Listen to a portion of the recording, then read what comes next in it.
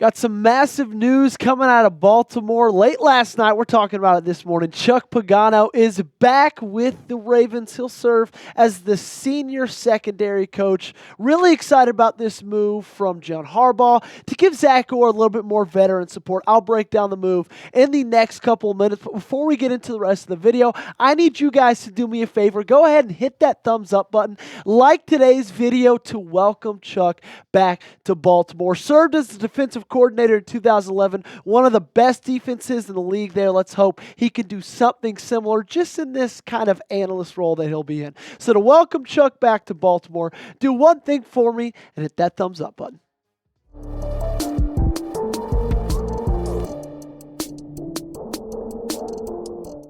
It is official, ladies and gentlemen. As of last night, Chuck Pagano will begin his second stint with the Baltimore Ravens. Like I said just a little bit ago, John Harbaugh bringing him on to serve as the senior secondary coach, give a little bit more support to the 31-year-old who will be in his second year at defensive coordinator Zach Orr. This is what John Harbaugh had to say about Chuck Pagano being back. He said, "It's exciting to add Coach Chuck to our defensive staff and continue to develop and grow our young and talented secondary.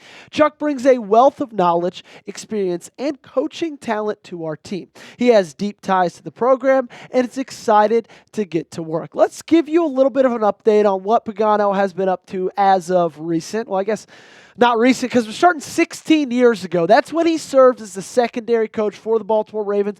He was John Harbaugh's first ever secondary coach, right? Served in that role from 2008 to 2010 and then got the promotion up to defensive coordinator in 2011. That team allowed 4.6 yards per play.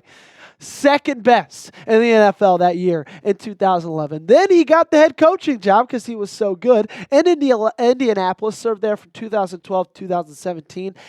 Was out of the league for a couple of years, then came back with Chicago from 2019 to 2020 as the DC. And then he's lived the last couple of years retired from 2021 to 2024. He's been doing everything, right? Or I guess not doing much, doing a lot less than coaches normally do. But he has a weekly appearance on the Pat McAfee show.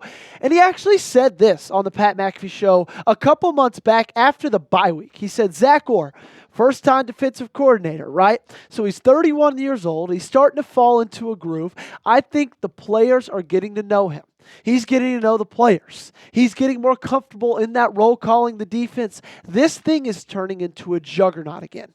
You don't want to see this group. And I love that Chuck has such high praise for that secondary group and that entire defense as a whole that he'll be working with now on a day-to-day basis.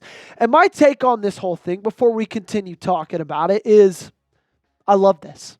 I absolutely love this hire for multiple reasons. One, I just think it's a fun hire. Getting Chuck back in Baltimore, I think it's great for John Harbaugh. I think it's going to be great for this entire team as a whole. But honestly, I don't even really want to talk players. I think this is a great thing for Zach Orr. I really do. We're going to talk about Dean Pease in just a second, but I think it was obvious the impact that he had on Zach Orr since he was brought onto this staff. But man, again, Orr is 31 years old. He just finished his first season as a defensive coordinator. He is so incredibly young, and Chuck Pagano has been at the height of coaching, and he's 64 years old.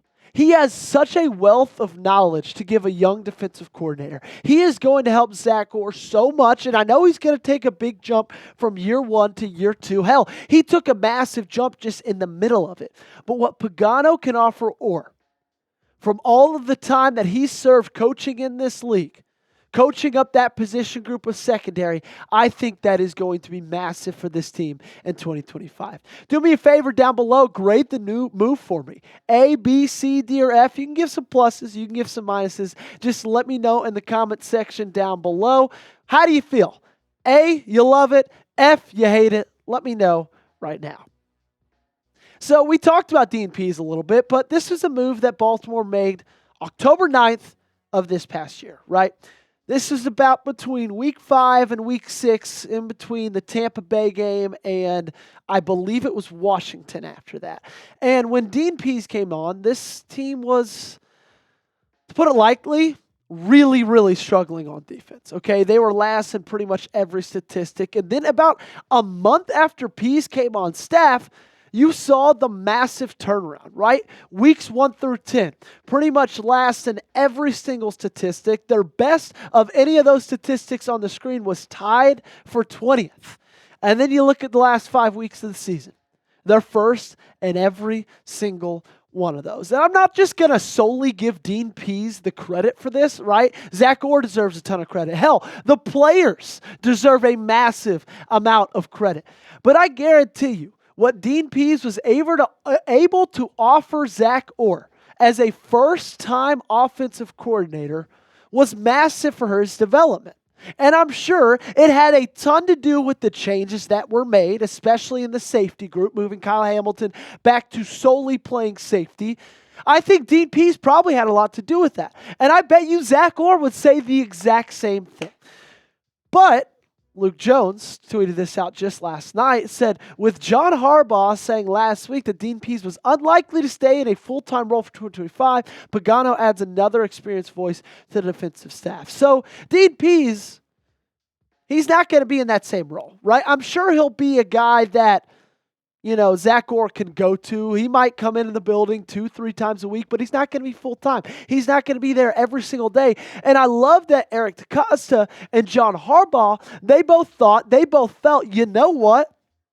I still think that this young guy, who next year will be 32 years old in his second season as defensive coordinator, I think he still needs a veteran voice. I think he still needs a veteran presence. Let's go ahead. Let's get Chuck Pagano out of retirement. Absolutely love it, ladies and gentlemen. I got some more to talk about, mainly with the secondary on the back half of the show. But before I talk about any of that, I got to give a massive shout out to the awesome sponsor of today's video, our very good friends over at Prize Picks. Prize Picks is the best place to go for the most exciting and the easiest way to play daily fantasy sports. And the big game's almost here, so that means it's now or never. Don't miss out on the last football game of the season with Prize Picks. It's the best place to win cash while watching the big game. Prize Picks is also giving away a free pick for the big game, where Patrick Mahomes will only need to throw 1 yard to win. If you're correct on at least one more stat projection, you can win real cash. Sign up today and get $50 instantly when you play $5. You don't even need to win to receive the $50 bonus. It's guaranteed. You can now win up to 1,000 times your money on Prize Picks. Check out the promos tab to tail any of our super sweat Millie big winner game lineups. If you tail a lineup that goes 3 for 3, you can win a split of $1 million in promo funds. And I got to talk a little bit more about this free square, because if you're on the fence about getting into Prize Picks, whether you want to do it, whether you don't, I hope this convinces you, because they are just giving this away. And if you know ball, all you have to do is pair this with one other pick, and you're going to win some money. Alrighty, so head over to Prize Picks. Use code CLNS. Get $50 instantly when you play just $5. That's code CLNS on Prize Picks. Get $50 instantly when you just play $5. The link to this promo is in the comments and description of today's video. Prize Picks, run your game. So let's talk a little bit more about the secondary, because that's the role that Chuck Pagano is going to fill, right? He's going to be the senior secondary coach. And this is kind of who I've decided is the core of this group. And this is, in my opinion, what I think this defense needs to move forward with, right? Building their secondary around these four guys right here.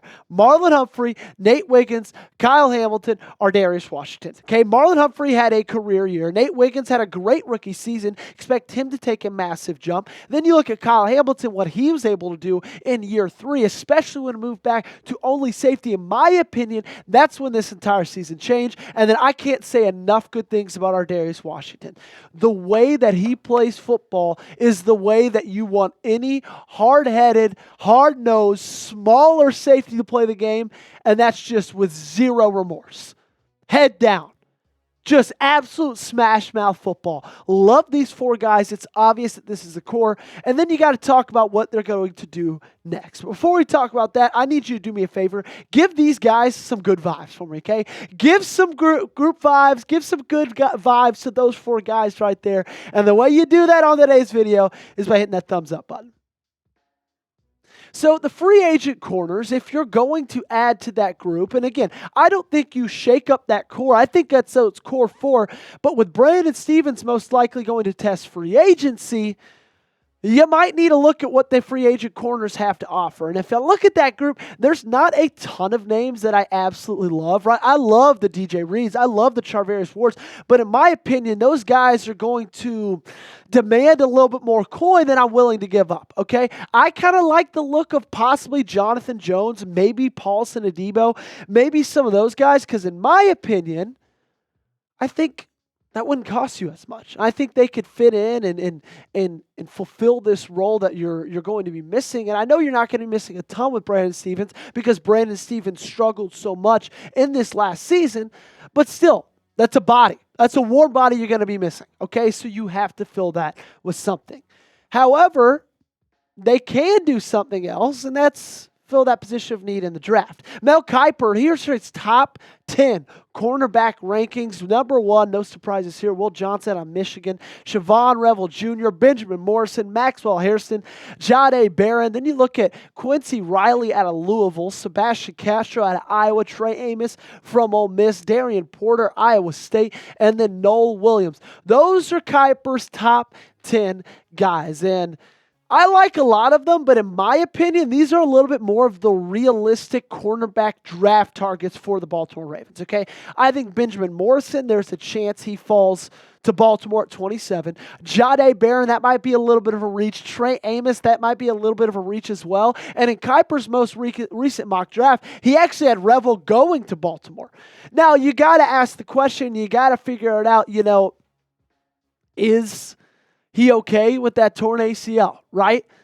Tore it after, I think, week 3 of his season in East Carolina. And so that's a big risk. But you saw on Kiper's big board right there, he thinks he's the second best safety in this class. So if he falls to 27, I think you got to take that shot. Okay, where do you think they add to this secondary group? Do they do it by draft? Do they do it by trade? Or do they do it by free agency? Let me know in the comment section down below by typing D, F, A, or T. Thanks so much for tuning in, everybody. My name is Joey Petersen. You've been watching the Ravens Rundown. And if you haven't already and you're at the end of today's video, go ahead, hit that subscribe button for me. We cover the Ravens every single day better than anybody else on this platform. So come on, what are you waiting for? Hit that sub button.